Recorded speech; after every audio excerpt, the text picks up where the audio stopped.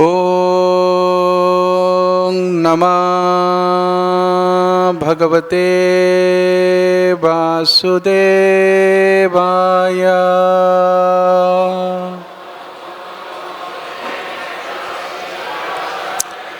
ॐ नमः भगवते वासुदेवाय।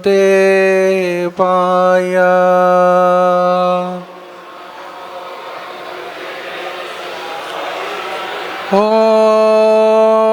नमः भगवते वासुदेवाय।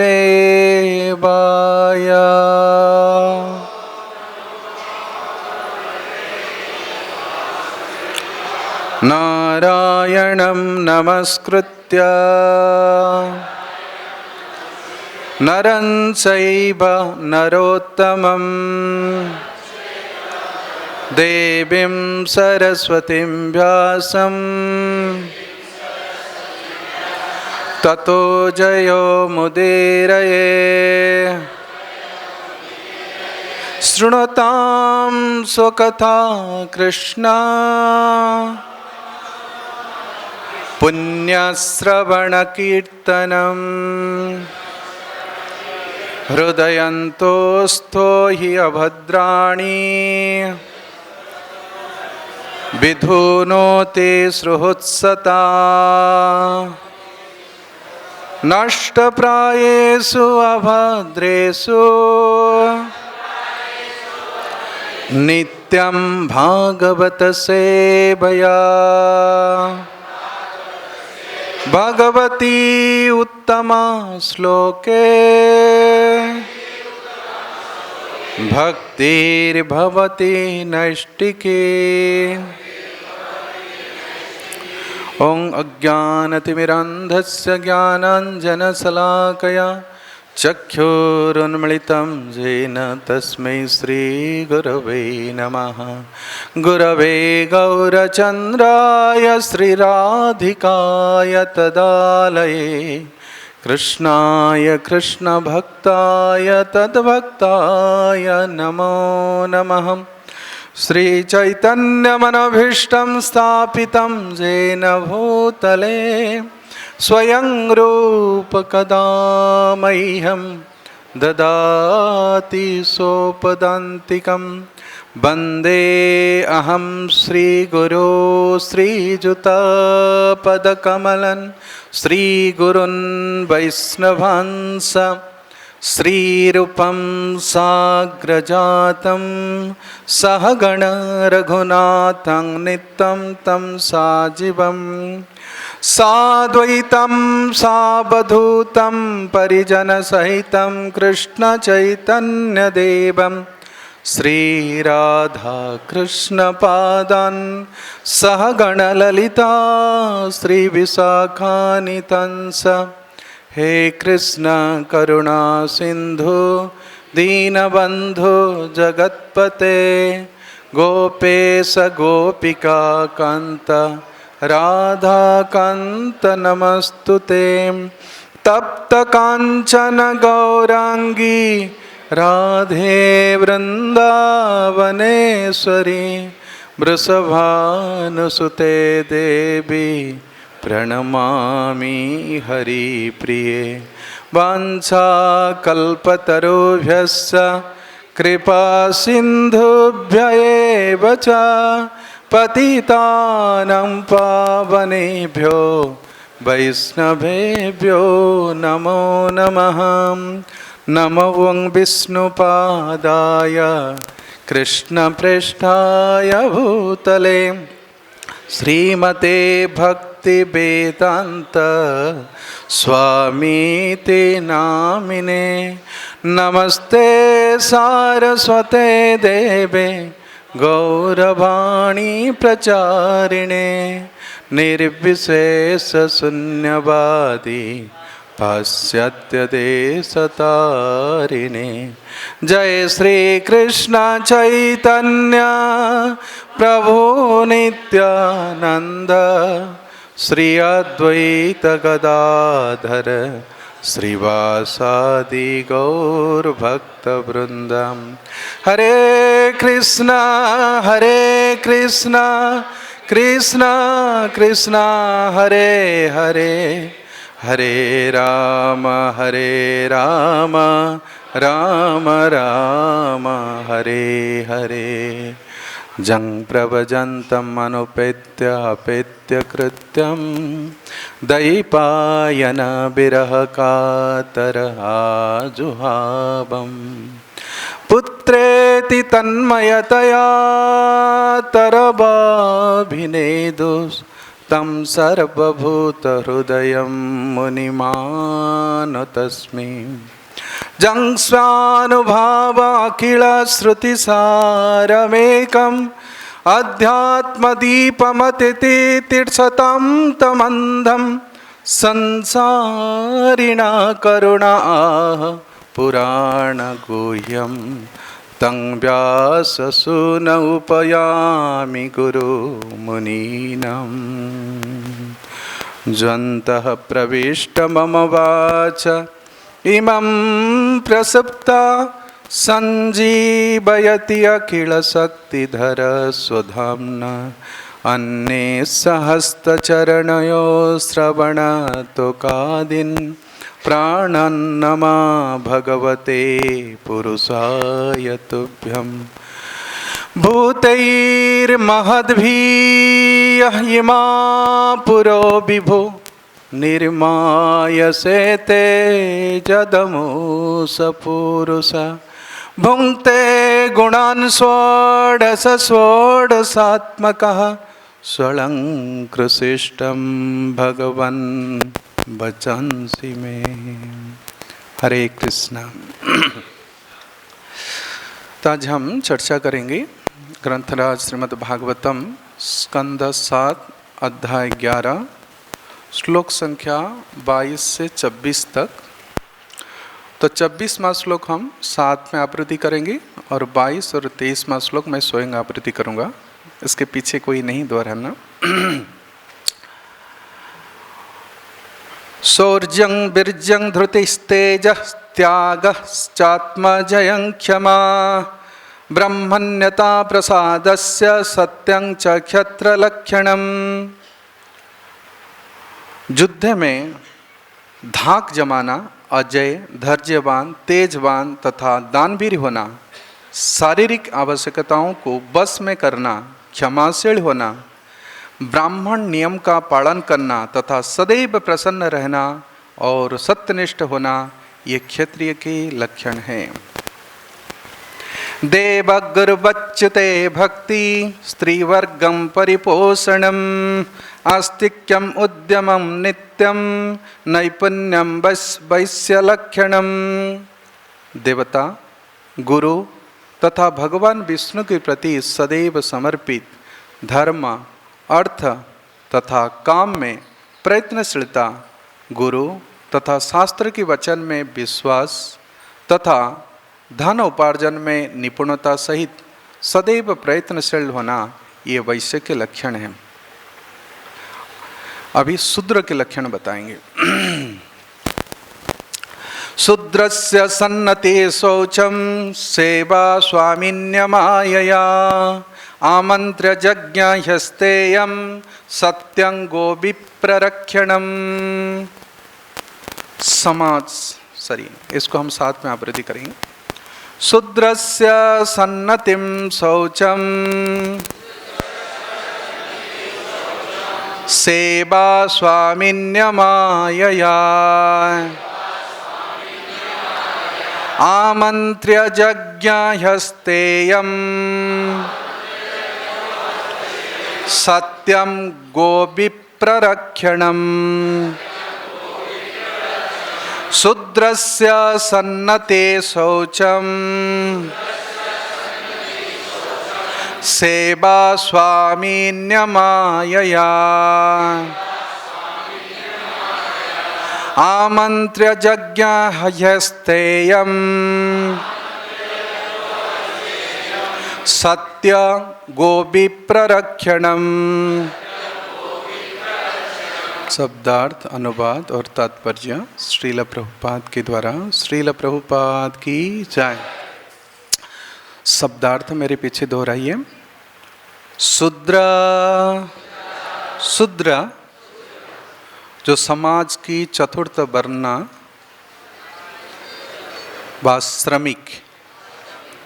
सन्नते उच्च वर्ण ब्राह्मण, क्षत्रिय तथा वैश्य के प्रति आज्ञाकारिता, शौचम पवित्रता, सेवा सेवा भाव, स्वामिनी अपने पालन करने वाले स्वामी की प्रति, अमायया कपट रहित व द्विविधता से, बिना आमंत्र्य यज्ञ प्रणाम करते हुए बिना मंत्र के यज्ञ करना। इसका मतलब है आशिष्ट करना, यज्ञ नहीं, यज्ञ करने वाले को आशिष्ट करना। सहयोग ही व निश्चय ही अस्तेयम चोरी न करने की अभ्यास, सत्यम सत्य बोलना, गो गाय, विप्र ब्राह्मण की, रक्षणम रक्षा करना। अनुवाद मेरे पीछे दोहराइए। समाज की उच्च वर्ण ब्राह्मणों, क्षत्रियों तथा वैश्यों को नमस्कार करना, सदैव स्वच्छ रहना, दैत्य भाव से मुक्त रहना, अपने स्वामी की सेवा करना, मंत्र पढ़े बिना यज्ञ करना, चोरी न करना, सदा सत्य बोलना तथा गायों एवं ब्राह्मणों को सदा संरक्षण प्रदान करना, ये शूद्र के लक्षण हैं। अभी ध्यान पूर्वक तात्पर्य सुनिए। यह आम अनुभव है कि श्रमिक या नौकर सामान्यतया चोरी करने में आदी होते हैं। समाज में पूरा चोरों से भरा हुआ कोई बड़ा चोर है, कोई छोटा भी है, क्योंकि शूद्र के समाज में चोरी होता है। तो कलि युग में सब शूद्र बन गए तो चोरी करना तो कमन है। किंतु प्रथम श्रेणी का नौकर वो है जो चोरी नहीं करता, फर्स्ट क्लास सर्वेंट। यहाँ यह संस्तुति की गई है कि प्रथम श्रेणी के शूद्र को सदैव स्वच्छ रहना चाहिए, जो कोई एक ब्राह्मण का भी लक्षण है, स्वच्छ। शूद्र भी उस प्रकार रहना चाहिए। और चोरी नहीं करनी चाहिए, झूठ नहीं बोलना चाहिए और सदैव अपनी स्वामी की सेवा करनी चाहिए। शूद्र यज्ञ तथा वैदिक अनुष्ठान में अपने स्वामी के साथ उपस्थित रह सकता है, लेकिन उसे मंत्रोच्चार नहीं करना चाहिए, क्योंकि यह केवल उच्च वर्ण वाले ही यह कर सकते हैं। जब तक कोई पूर्णतः शुद्ध न हो तथा ब्राह्मण, क्षत्रिय एवं वैश्य के स्तर को प्राप्त न हो चुका हो, अर्थात द्विज न हो, तब तक मंत्रोच्चार सफल नहीं होता है। श्रील प्रभुपाद की जय। तो हम लोग अभी ये प्रसंग सुन रहे हैं। नारद मुनि युधिष्ठिर महाराज को वर्णाश्रम धर्म के विषय में वर्णन कर रहे हैं। ये जो वर्णाश्रम धर्म किसके द्वारा सृष्टि हुआ है? भगवान के द्वारा। और कब से वर्णाश्रम शुरू हुआ है?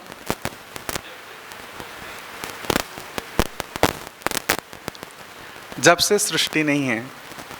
वर्णाश्रम धर्म की शुरू हुआ त्रेता की प्रारंभ में।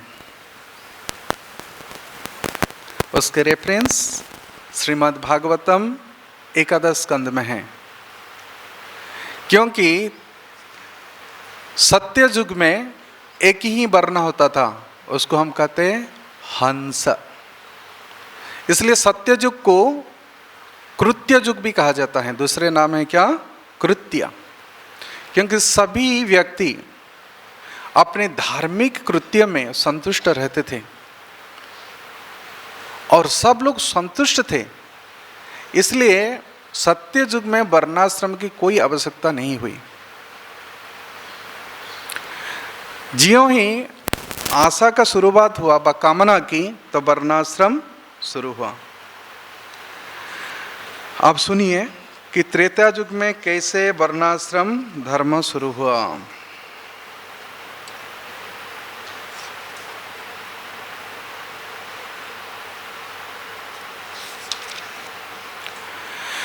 त्रेतामुखे महाभागा प्राणान्मे हृदयत्रैः विद्या प्रादुरभूतस्यां अहं मासं त्रिवुन्मखम्।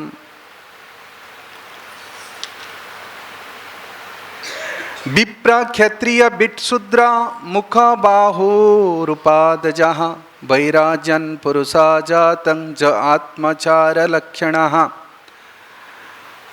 गृहाश्रमः जघनतं ब्रह्मचर्यं हृदि मम ब्रह्मस्यात् वने वास संन्यासं शिरसा स्थितः।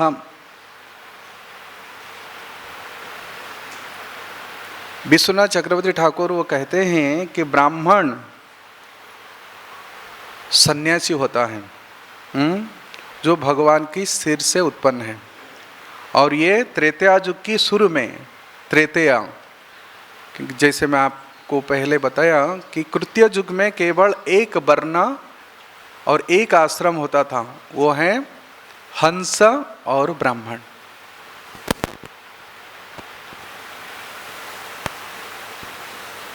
क्योंकि सभी व्यक्ति अपने अपने कृत्य में संतुष्ट रहते थे।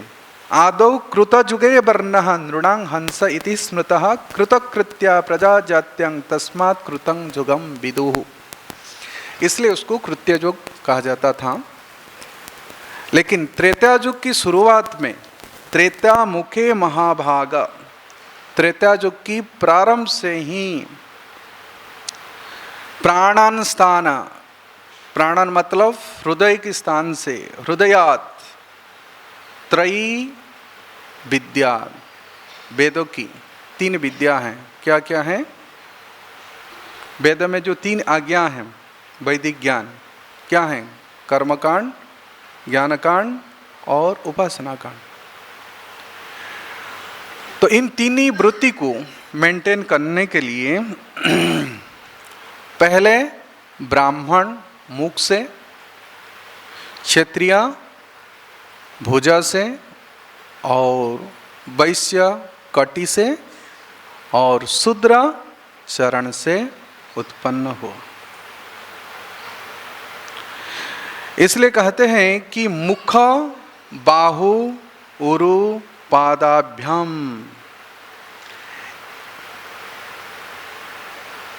ये जो 4 चीजें मुख बाहु उरु और पादाभ्याम, ये चारों स्थानों से ये 4 उत्पन्न होने के कारण ये भगवान में ही स्थित है।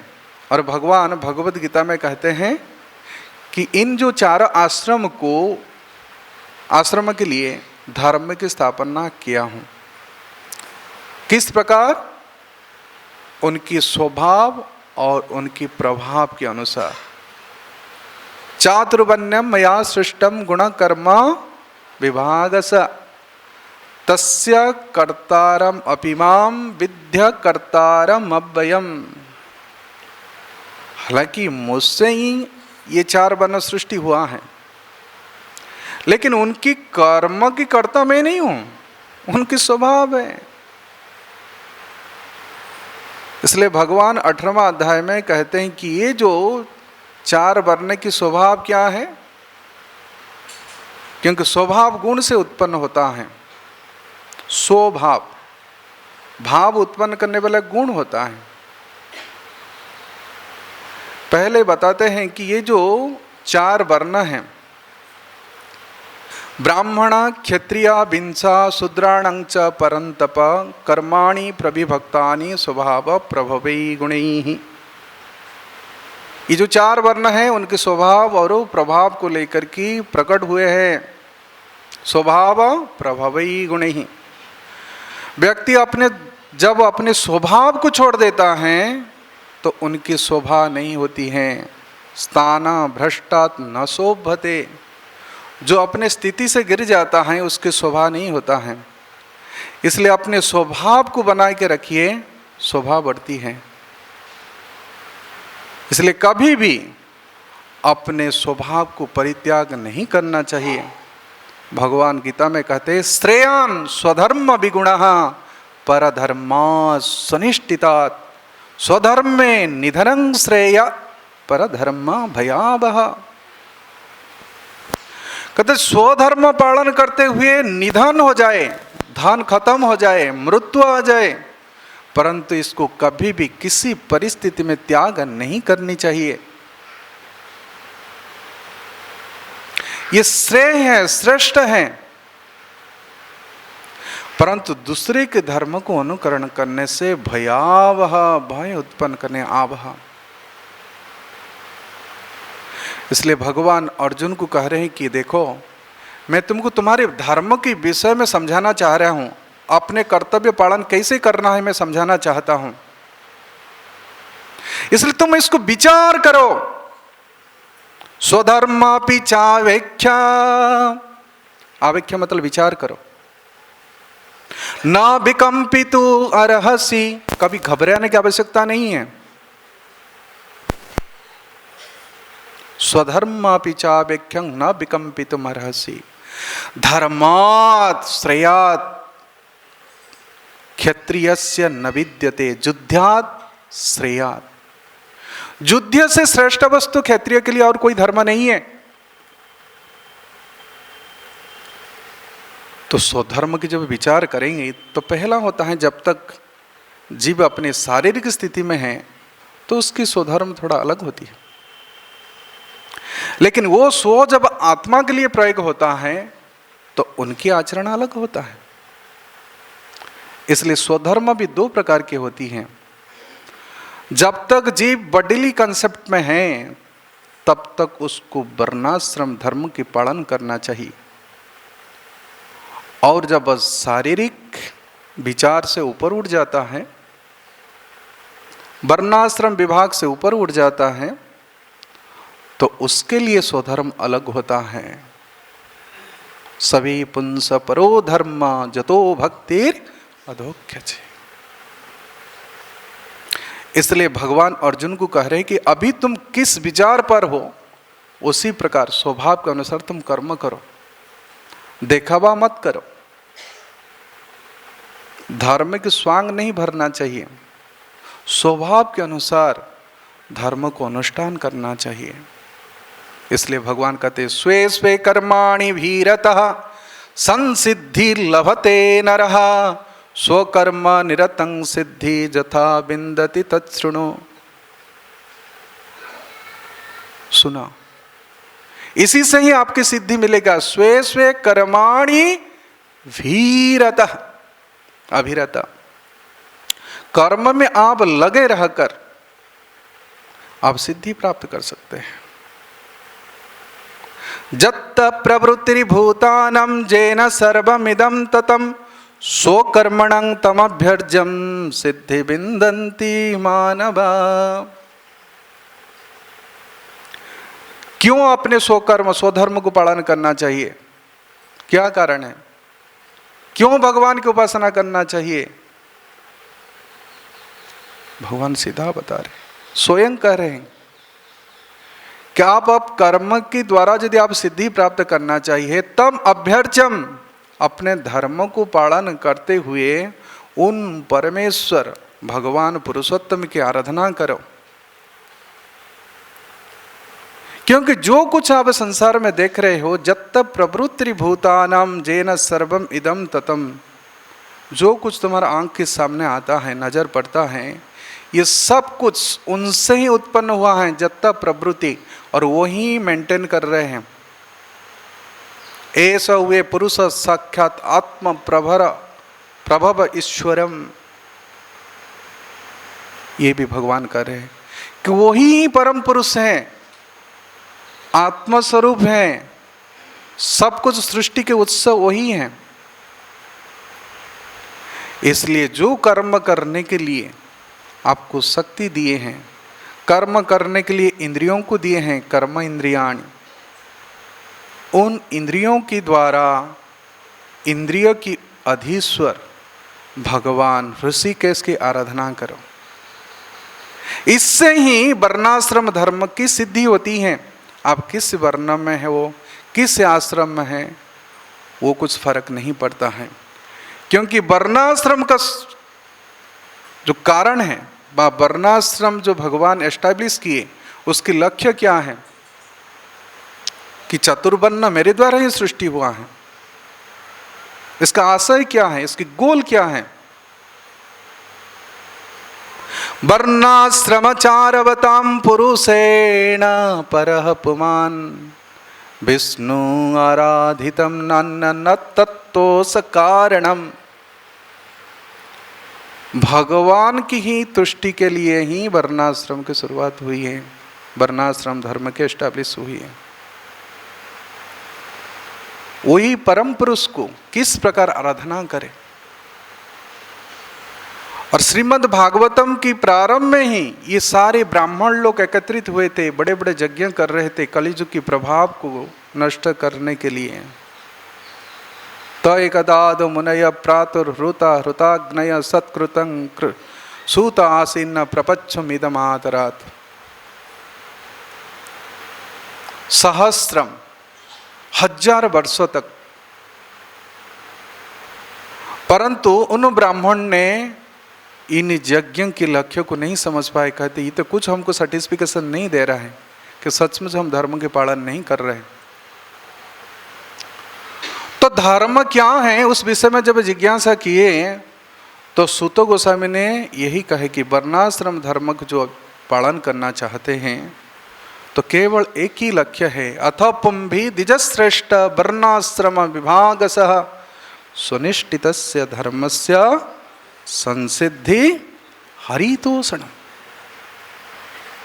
भगवान हरि को कैसे सैटिस्फाई किया जाए, संतुष्टि किया जाए, इसकी वृत्ति जगना चाहिए। इसलिए कहते कर्म के द्वारा स्वकर्मणं तम अभ्यर्च, पूजा करो। किस प्रकार पूजा करे, किस प्रकार आराधना करे, हरि संतुष्ट हो जाए। हरि संतुष्ट होने मात्र से ही आत्मा भी संतुष्ट हो जाती है। इसलिए कहते सबके लिए, सबकी आत्मतुष्टि के लिए एकमात्र धर्म है, सवे पुंस परो धर्म जतो भक्तिर अधोख्यजे। इंद्रियातीत भगवान की आराधना करना, और इस आराधना की भी परिपाटी है। क्या है परिपाटी? अहेतुक्या अप्रतिहता ययात्मा सुप्रसिद्धति। ये अहेतुक ही करना चाहिए, ये अभ्यर्चना अहेतुक होना चाहिए, इनरेप्टेड होना चाहिए, ये कंटिन्यूस होना चाहिए। हेतु होने पर वो कंटिन्यूस नहीं होता है, उसमें बाधा उत्पन्न होता है, वो व्यवसायिक हो जाता है। ये अभ्यर्चना की पद्धति है, सो कर्माणं तम अभ्यर्च, आराधना करने की यही पद्धति है।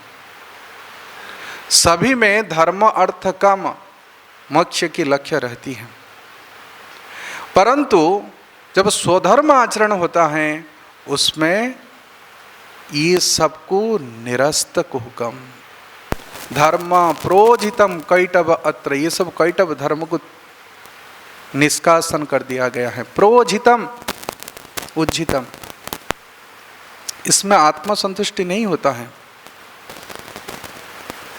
और चैतन्य महाप्रभु जब रामानंद राय के साथ इस वर्णाश्रम के विषय में चर्चा कर रहे हैं, आगे कहो आर, आगे कहो आर, और निर्णय क्या हुआ? चारी वर्णाश्रमी यदि कृष्ण नाही भजे, सो कर्मा करिया सही रौरव पड़ी मजे। अगर ये वर्णाश्रम धर्म को हम अच्छी तरह से पालन किए परंतु भगवान की आराधना नहीं किए तो सब बेकार, नरक से मुक्त नहीं हो सकते हैं। इसलिए वर्णाश्रम की शुरुआत वहीं से होती है जहाँ पर भगवान अपने मुख से ये उद्गार को प्रस्तुत किए और उस उद्गार को प्रस्तुति के साथ साथ धर्म के आचरण को शिक्षा दी। ऐसे नहीं कि चैतन्य महाप्रभु ही शिक्षा दिए, श्री कृष्ण भी कह रहे हैं कि अर्जुन को तुम विचार कर अर्जुन, और तुम विचार करके अपने स्वधर्म को पालन करो। और गुण को परीक्षा करना हर व्यक्ति के अधिकार है कि मेरे गुण कैसे हैं। जन्म इतना प्राधान्य नहीं है। भगवान कभी नहीं बताए हैं कि जिस वर्ण में जिस कुल में जन्म लिया है वही उसकी प्राधान्य होती है, कि ब्राह्मण कुल में जन्म लिया तो ब्राह्मण हो गया। नहीं, भगवान कह रहे कि गुण और कर्म जन्म के विषय में नहीं कहे, परंतु सत्य युग में जो ब्राह्मण कुल में जन्म लेता था वो ब्राह्मण के स्वभाव के अनुसार जन्म लेता था। परंतु जब गुण में विक्षेप हुआ तब फिर ये मिक्सर हो गया है। ब्राह्मण सत्वगुणी होता है, उनके सत्वगुण प्रधान रहता है। क्षत्रिय रजगुणी है। श्रीमद् भागवत में है कि क्षत्रिय रजगुणी भी है और सत्वगुणी भी है, मिक्स रहता है। एक श्लोक में है 11 स्कंद में। और वैश्य रजगुण और तमगुण मिक्सचर, और शूद्र होता है तमगुण। इसलिए शूद्र व्यक्ति जब समाज में रहते हैं तो समाज में उत्पन्न होता है, उत्पात होता है, शांति नहीं होती है। प्रभुपाद एक लेक्चर में कहते हैं शूद्र इज कामी और ब्राह्मण इज संयमी। जहां संयमता खत्म हो जाता है व्यक्ति शूद्र हो जाता है। इसलिए अजामबेल प्रसंग में आया, आप लोग सब सुने होंगे कि जब जमदूत ने अजामबेल की सूक्ष्म शरीर को निकाल रहे थे उसी समय विष्णुदूत ने पहुंच के कहते ये क्या काम कर रहे हैं, आप धर्म के आचरण कर रहे हैं, आप धर्मराज की अनुयायी हो, दूत हो, तो बताओ इनका क्या था पाप, अधर्म क्या था जिसलिए उनको दंड देने के लिए आप नरक लेके जा रहे हो। तो जमदूत को पता था कि अजामिल ने क्या क्या किया है। सुखदेव गोस्वामी प्रारंभ करते हैं कन्या कुब्जा आसित दीज नामना अजाम्बिल। अजाम्बिल नामक एक ब्राह्मण था कन्या कुब्जा कानपुर में। लेकिन वो कैसे भ्रष्ट हो गया, नामना अजाम्बिल नामना नष्टाचार दास्यम संसर्ग दूषिता। एक दासी की, एक वेश्या के संसर्ग से दूषित हो गया। तो अच्छा ब्राह्मण भी इस प्रकार दूषित हो सकता है संग से? कहता हाँ, संग एक बहुत बड़ी शक्ति है, व्यक्ति को ऊपर उठा सकता है और नीचे भी गिरा सकता है। संगात संजयते काम। प्रहलाद जी प्रार्थना कर रहे नृसिंह देव से कि प्रभु मुझे यदि संग देना चाहते हैं तो ये संग दीजिए। संगम यदि स्यात् भगवत संगिनः, भगवत भक्तों की संग प्रदान कीजिए। माँ दार वित्त आत्मा, कहते जितनी सारी मेरे स्वजन परिजन धन संपत्ति मान सम्मान इस सबको मैं त्याग करता हूँ यदि भगवत संग मुझे मिल जाए। इसलिए कहते हैं कि संग दूषिता। हाँ, उनकी जितनी सदाचार संयम जो ब्राह्मण की गुण था, संग से ही नष्ट हो गया। और ये जमदूत भी बोल रहे हैं कि क्या था इसके पास गुण, अजामिल के पास। कहता अयं ही श्रुत संपन्ना, बहुत शास्त्र के अध्ययन किया था। शीला वृत्त्या गुणालय, सहनशीलता, और ये तो गुण की खान था। आत्मा संयमी था, सदाचार था, सहनशीलता था, सत्यवाक था, सब कुछ उनके पास गुण था। धृतव्रतः, सप्ट बोलना, मृदुदान्तः, सत्यवान, मित्रवत, सबके साथ मित्रता भी रखता था, शुचि ही, सब ब्राह्मण की गुण से युक्त था। ऐसा नहीं कि 2 रुपया के जनेऊ डाल करके अजामिल ब्राह्मणगिरी कर रहा था, नहीं, उनके पास ब्राह्मण होता था। और उतना नहीं, ब्राह्मण का एक सबसे बड़ा गुण होता है आर्जवम, सरलता। किस प्रकार सरल था? न गुरुव अग्नि अतिथि वृद्धानाम, गुरुजन की सेवा करना, अग्निहोत्र आदि यज्ञ करना, अतिथि की सेवा करना, वृद्धों की। आजकल सीनियर सिटीजन को कोई आसन नहीं देता है। पहले जमाना था कि ओल्ड इज गोल्ड, आज ओल्ड हो गया तो सब कुछ गुण चल गया। वृद्ध काल आइला सकल सुख भागेला। कोई वृद्धों को ना ही सत्कार करता है, ना उनको कोई सेवा करता है।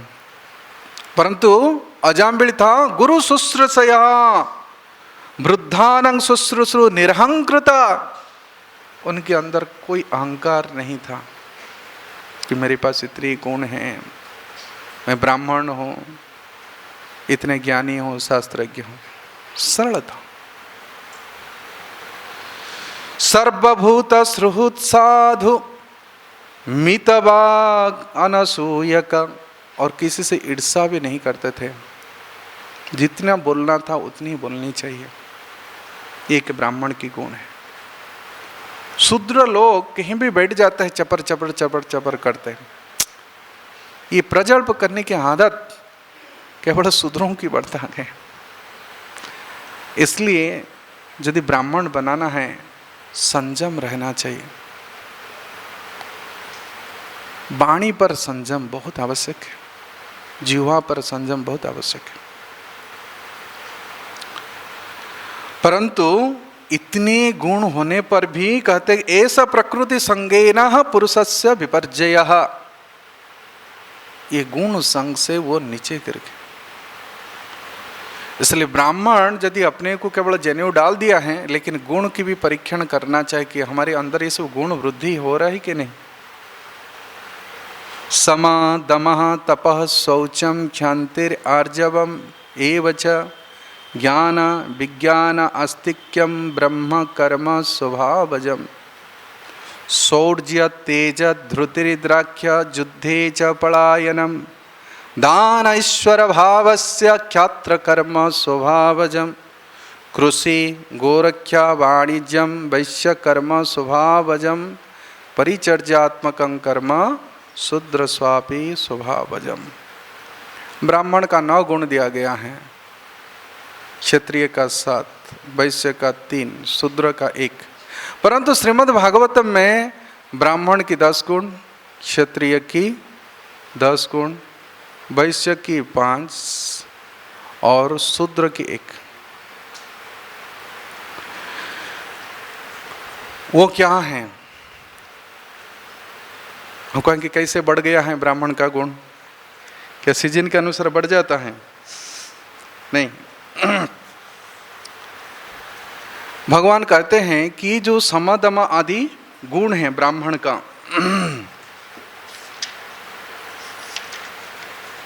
हाँ, ये ब्राह्मण की जन्म की साथ उत्पन्न होता है और स्वयं अपने धर्म की आचरण करता है। कहते हैं जिसकी जो स्वभाव है, स्वभाव ही उसको कर्म में लगा देता है। स्वभावं नियतं कर्मं कुर्वन् आपनोति कल्मिषम्। भगवान भगवद गीता में ये श्लोक को 2 बार दोहराते हैं। क्या है? श्रेयान् स्वधर्म विगुणः परधर्मा सुनिष्ठितम् स्वधर्मे निधनं श्रेय परधर्म भयावह। फिर 18वां अध्याय में करेंगे श्रेयान् स्वधर्म विगुणः परधर्मा सुनिष्ठितात् स्वभावं नियतं कर्म कुर्वन् आपनोति कल्मिषम्। यदि कोई स्वभाव के अनुसार कर्म करता है तो उनकी अंदर की जो कलमशता है वो दूर हो जाता है। और स्वभाव और प्रभाव को दोनों को ही देखना चाहिए, परीक्षण करना है। भगवान राम हालांकि क्षत्रिय कुल में जन्म लिए, सूर्य वंश में जन्म लिए, तेज से तो युक्त थे, लेकिन वो अपने सील में बंधे हुए थे स्वभाव, क्षमा आदि। जब समुद्र पार करने के लिए गए तो समुद्र से उन्होंने विनती की, प्रार्थना की कि हमको रास्ता दीजिए, लेकिन कहाँ सुना। तब फिर भगवान राम ने अपने प्रभाव दिखलाए, केवल दृष्टिपात से ही समुद्र का जल उगलने लगा। तब फिर समुद्र शरण में आ गया। इसलिए स्वभाव और प्रभाव को देखकर के भी शरण में जाना चाहिए। शरण की कोई कंडीशन नहीं होता है कि इसी समय ये होने पर ही हम शरण में जाना चाहिए, नहीं। किसी भी स्थान में, किसी भी परिस्थिति में हम शरण में, भगवान के शरण में जा सकते हैं। शुद्धि हो, अशुद्धि हो, कौन से भी स्थान हो, किस प्रकार पात्रता हो, लेकिन शरण जाना एक ही धर्म है। द्रौपदी रजस्वला थी, अशुद्ध अवस्था में थी, भगवान के शरण में चल गई। शरण में जाने के लिए दिन रात समय का भी कोई बाधा नहीं होती है। विभीषण ने रात्रि के समय भगवान के शरण में आता। इसलिए स्वभाव और प्रभाव को देख कर के भी शरणागति लेना चाहिए कि वास्तविक ये हमारे शरण देने के योग्य है कि नहीं। इसलिए क्षत्रिय को कहते हैं शौर्य तेज धृतिर्द्राक्ष्यम युद्धे च अपलायनम दान ईश्वर भावस्य। उसके पास शौर्यता है, धैर्यता भी है और वो शरण में ले सकता है। ब्राह्मण शरणागति सिखा सकता है, लेकिन ब्राह्मण शरण नहीं दे सकता है। क्यों? ना ब्राह्मण के पास भरण करने के लिए उनके पास सामर्थ्य नहीं होता है। और चैतन्य महाप्रभु इसलिए ब्राह्मण कुल में जन्म लिए। किस लिए? सिखाओ शरणागति भक्ति रपा। तो सम दम, सम का मतलब है समः मन्निष्ठतया बुद्ध्या। ब्राह्मण का पहला गुण होता है समता। लेकिन कलि युग में इतनी द्वंद्वता भरी हुई है, अपने मन में कोई प्रसन्नता नहीं है, क्योंकि भगवान के प्रति निष्ठा न होने के कारण किसके अंदर समता नहीं है। भगवान बताते हैं सम मन्निष्ठया बुद्धि दमा इंद्रिय संयमी। दम का मतलब है, लोग तो कहते दम मार दम छूटी जाएगा, लेकिन दम कहाँ छूटेगा? इंद्रियों को आप संयम में रखो, इसको कहते हैं दमः। इंद्रिय संयम, तितिक्षा दुख समर्सो। हर्ष के साथ दुख को सहन करने लेना चाहिए। तत्तेन कन्पास सुमिख्यमाण भुंजान एवात्मकृत विपाकम हृदवाक वपुभि विदधे नमस्ते जीवंती ये मुक्ति पदे सदाय भाग। जब तक कोई वैष्णव नहीं बनता है, उसकी ब्राह्मण की गुण परिपुष्ट नहीं होती है। इसलिए जो तितिक्षा है, पहला गुण है वैष्णव का, तितिक्षव कारुणिकः। ब्राह्मण का है समा दमा तप शौचम क्षंतिरि आर्जवम एवच। तितिक्षा जो फोर्थ है। परंतु वैष्णव जो होता है, ये ब्राह्मण का गुण को पहले धारण करता है। वो है क्षमा कर देना, क्षमा का दूसरे अर्थ है उस मान अपमान को भी सहन कर लेना चाहिए। क्षत्रिय शारीरिक पीड़ा को सहन कर सकता है परंतु अपमान को नहीं। इसलिए भगवान अर्जुन को कह रहे कि मरणादितिरिच्यते, अगर क्षत्रिय को कोई अपमान करता है उसको मरण से भी, मृत्यु से भी और दुख होती है। और मुझे भी दुख होगा, मुझे भी अपमानित होगा, क्योंकि मैं भी आपकी बुआ का बेटा हूं। भगवान गीता में कहा। इसलिए तुम विचार करो। कर्ण ने उनको जब ब्रह्मास्त्र की शिक्षा लेना था गुरु द्रोणाचार्य से, वो कहा कि मैं ब्राह्मण हूं, परिचय दिया झूठ मूठ बोल करके।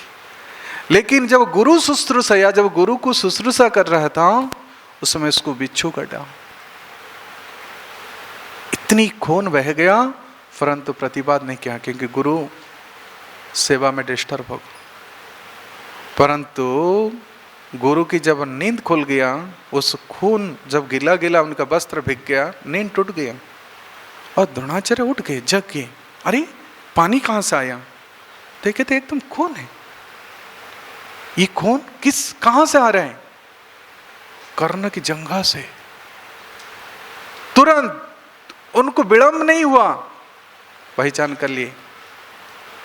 अरे कर्ण, तुम ब्राह्मण नहीं हो सकते हो, क्योंकि जो शारीरिक पीड़ा को सहन कर लेता है, जो बाण की पीड़ा को सहन कर लेता है, वो ब्राह्मण नहीं है, वो क्षत्रिय है। क्षत्रिय जो होता है बाण की पीड़ा को सहन कर लेता है, लेकिन ब्राह्मण वाणी की पीड़ा को भी सहन कर सकता है। इसलिए उनके पास समता है, उनके पास किसी प्रकार की ममता नहीं रहती है। द्रोणाचार्य जानते थे कि द्रौपदी की भाई धृष्टद्युम्न वो मुझे मारने के लिए ही यज्ञ से पैदा हुआ है, परंतु युद्ध की सारे विद्या उनको सिखा दिए, सहरस्यम धनुर्वेदम, सब कुछ सिखा दिया। अर्जुन को भी सिखा दी, वो भेदभाव नहीं किया। तो ब्राह्मण का अंदर एक एक समता रहता है, समता रहने पर संतुष्टि होती है, और समता होता है जोग में। संतुष्टम सततम जोगी जतात्मा दृढ़ निश्चय मयि अर्पित मनो बुद्धि जो मद भक्त समय प्रिय। जिसकी मन बुद्धि मुझ में अर्पित है वो समता को मेंटेन कर सकता है, नहीं तो सब द्वंद्व में फंसे हुए हैं। ये मम का, ये पांडवा, ये मेरी और तेरी, ये ममता है।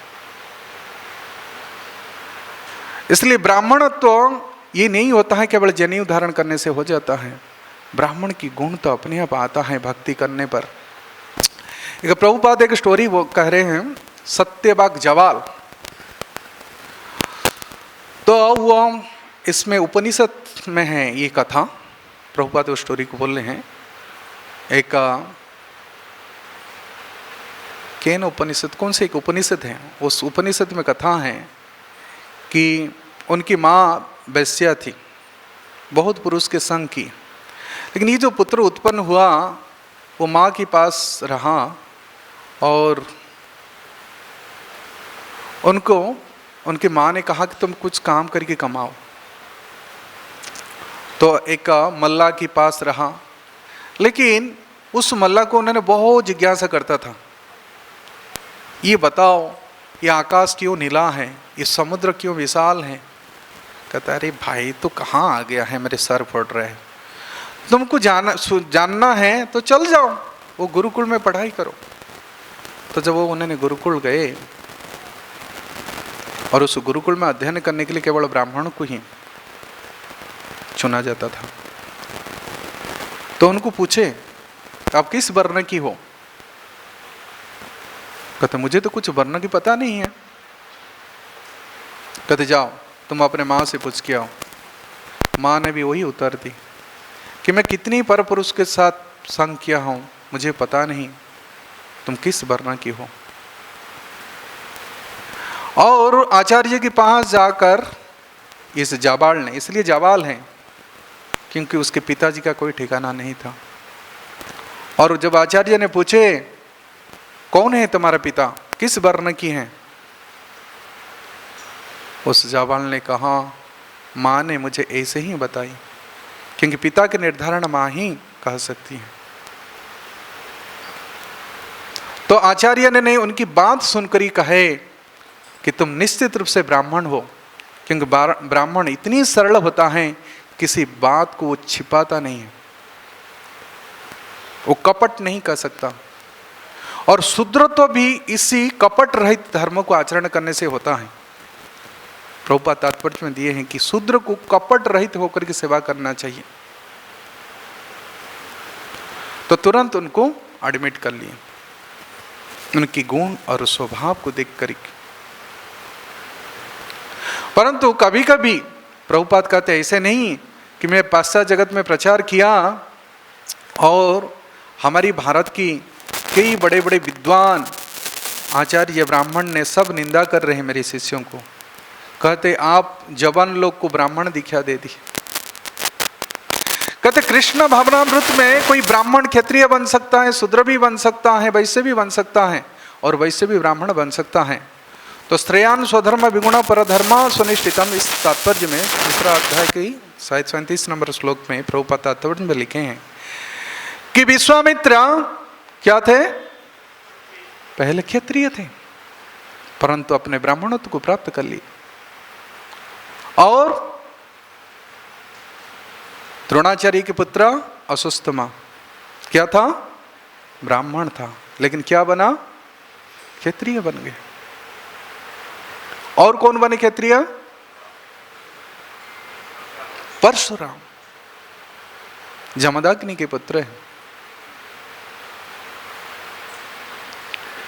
इसलिए कर्मों को भी देखना चाहिए, किस प्रकार उन्होंने कर्म करता है, गुण और कर्म विभाग सा। तो ब्राह्मण समाज को क्रिएट करने के लिए प्रभुपाद ने इस कृष्ण चेतना व कृष्ण भावनामृत संघ की स्थापित किए। लेकिन ब्राह्मण ऐसे नहीं है कि 6 धागा वाला 9 धागा वाला जेन्यू डाल करके वो कहे कि मैं ब्राह्मण हूँ, देखो सांप दे दूंगा। कहते आजकल कोई ब्राह्मण का सांप काम नहीं करता है। जैसे गर्म पानी में कोई घर नहीं जलेगा, जलता है क्या, नहीं। तो ब्राह्मण गुणहीन हो गए हैं। हाँ, त्रेता युग में भी कोई एक शूद्र ने तपस्या कर रहा था, क्योंकि शूद्र के लिए तपस्या नहीं है, तो भगवान राम उसको काट दिया, उसका सर काट दिया। तो ब्राह्मण गुण रहित हो गए हैं।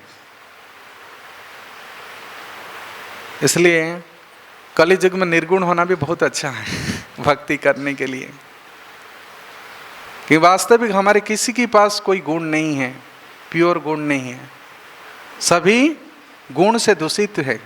गुणैर वर्तते इति मत्वा न सज्जते। परंतु इस गुण को अतिक्रमण करने के लिए एक सरल उपाय है। वो क्या है जानते हैं, क्या है, कैसे गुण को अतिक्रमण कर सकते हैं? Simple formula. कोई कौन सा श्लोक है भगवत गीता में? मांच जो अव्यभिचारेण भक्ति जोगेन सेवते सगुणान समते तन ब्रह्म भूयाय कल्पते। भगवान कहते गुण को अतिक्रम करने के लिए जो चाह है तो अव्यभिचारिणी भक्ति कीजिए। सगुणान समते तन, उस गुण को आप अतिक्रमण कर सकते हैं। जो गुण से इस वर्णाश्रम बना हुआ है, उस गुण को अतिक्रमण करने के लिए क्या उपाय है? भक्ति करना है। और कैसे भक्ति? अव्यभिचारिणी भक्ति। भक्ति यहाँ स्त्रीवाचक है, स्त्री के रूप में, अव्यभिचारिण। सती स्त्री का लक्षण क्या है? वो कभी ओपन नहीं होती हैं सबके सामने, केवल अपने पुरुष के पास, अपने पति के पास ही अपने मुख दिखलाती हैं। अंग प्रदर्शन नहीं करती हैं। इसलिए भारतीय संस्कृति में माताओं की ही मर्यादा है, मुंह को ढक करके रखना चाहिए, मर्यादा। तो भक्ति भी एक मर्यादा में होती है। जहां पर ओपन हो जाता है फिर उसको गोपन करना बहुत कठिन है। एक सती स्त्री मांग भरती हैं, चूड़ी पहनती हैं, वस्त्र धारण करते पति के लिए, श्रृंगार करती है पति के लिए। तो इसी प्रकार एक भक्त जो भी कुछ करता है उनका एक लक्ष्य रहता है भगवान को प्रसन्न करना। लेकिन पति जब नहीं रहती है, घर में नहीं रहता है, तो उस समय सती स्त्री श्रृंगार धारण नहीं करती। तो इसलिए इस प्रकार भक्ति करना चाहिए कि अंतर से ही निष्ठा बढ़ाएं। एक सती स्त्री हमेशा ही परदेश में जाई हुई पति की स्मरण करती हैं। मने मनः स्मरेतासु पतिर्गुणास्ते गृणीत कर्म करोतु काय। कौन प्रार्थना कर रहे हैं इसे? हाँ, वृतासुर। सत स्त्री सतपति जथा बसी कुर्वन्ति मां भक्त्या। कपिल देव भी कह रहे, नहीं सॉरी, भगवान कर रहे दुर्वासा को, बसी कुर्वन्ति सती स्त्री। और विसुताम विसिन्नम, परदेश में गई हुई पति के लिए जैसे एक सती पत्नी हमेशा स्मरण करते हैं, तो भगवान की ऐसे सती स्त्री युक्त साधक जो अव्यभिचारिणी है, कोई उनकी कर्मा ज्ञान जोग की कोई इच्छा नहीं है, तो इसी प्रकार भगवत कथा श्रवण करें, कीर्तन करें, पूजा करें, लेकिन एक उनकी लक्ष्य रहती है कैसे भगवान को स्मरण करना। इस स्मरण अभिचरणी भक्ति के द्वारा हम गुण को अतिक्रमण कर सकते हैं, नहीं तो बहुत कठिन है। अब जब तक ये गुण की प्रभाव खत्म नहीं होता है तो वास्तविक ये जो प्रारब्ध है यही एक व्याधि है। यही व्याधि क्या है? जन्म मृत्यु जरा व्याधि। इसके कारण क्या है कि जब तक इस गुण को पार नहीं करते हैं, ये संसार चक्र संस्कृति को पार नहीं करते, तब तक इस प्रकार हमको शरीर मिलते रहेगा। सत्व गुण बढ़ाएंगे तो फिर वो स्पेस है हमारे लिए, ऊर्ध्वम गच्छन्ति। रजोगुण बढ़ाएंगे तो मध्य, और सब में गुण मिक्सर है। लेकिन प्रभुपाद कहते थे हम लोग 5th क्लास हैं, हम शूद्र हैं, क्योंकि हम शूद्र की भी सेवा कर रहे हैं। एक ब्राह्मण दीक्षा लेने वाले भक्तों से प्रभुपाद कह रहे कि तुम अपना जनेऊ को दो। माइक्रोफोन का ये जो सेट नहीं हो रहा था, और प्रभुपाद लिए उसके जनेऊ से बांधे कि ब्राह्मण केवल धागा दिखाने के लिए वो ब्राह्मण नहीं बनना चाहिए कि देखो मैं ब्राह्मण हूँ। उनको सैक्रिफाइस करना चाहिए। क्या सैक्रिफाइस? गुरु के लिए सब कुछ त्याग करना चाहिए। सो कर्माणं तम अभ्यर्च्य, कर्म के द्वारा उन परम पुरुष को आराधना करने के लिए सब कुछ त्याग करना चाहिए। वही है वर्णाश्रम धर्म की पर्पज यही है, और उसकी अभिष्ट सिद्धि के लिए यही कर्म करना चाहिए, न अन्य तत्वों कारणम। और धर्म का और कुछ दूसरे विचार नहीं है। इसलिए भगवान इसे वर्णाश्रम की विचार को 3 जगह प्रस्तुत किए। कपिल देव भी बताए हैं, और भगवान उद्धव को भी बता रहे हैं, और अभी युधिष्ठिर महाराज को नारद जी बता रहे हैं। तो इसलिए दैवी वर्णाश्रम को स्थापन करने के लिए जो प्रभुपाद के जो मूड था, कहते कि मेरी मिशन 50% पूरा हुआ है, लेकिन 50% इज रिमेंड। वो क्या है? दैवी वर्णाश्रम। जब हम अच्छे से प्रैक्टिस करते हैं कृष्ण चेतना को, तो हर व्यक्ति के अंदर जो गुण है वो विकसित होता है। परंतु इस सारे गुण को भगवान की सेवा में लगाना चाहिए, और इस सेवा के द्वारा वर्णाश्रम धर्म की सिद्धि होती है। हरे कृष्णा कृष्णा कृष्णा हरे हरे, हरे राम राम राम हरे हरे। बहुत बहुत धन्यवाद। ग्रंथराज श्रीमद् भागवतम की जय।